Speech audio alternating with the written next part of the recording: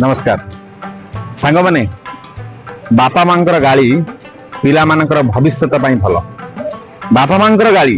पिला मानकु भविष्य रे उज्जवल एक तारका भली चमकिबा भली सदृश होता है। यदि उदाहरण आम नबा नियाण आ मार्तुली नियाण साहाय्य मार्तुली जो भाव खोदित हो गोटे सुंदर मूर्ति स्थापित करा जाए ताको मंदिर में पूजा करा जाए। साधारण मूर्ति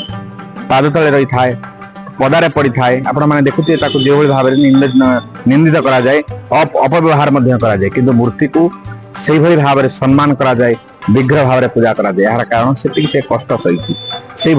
जीवन यदि बापा माँ कथा शुणी बापा माँ कथा मानी निहाती भाव में आपण जीवन सुंदर सुशील आउ गोटे भल पिलाटे बाहर वर्तमान समय यदि बापा माँ गाड़ी दे पिला माने आत्महत्या करुँच एक कथा को न भावी बापा माँ गाड़ी पिला भविष्य एक मंगलमय होता है।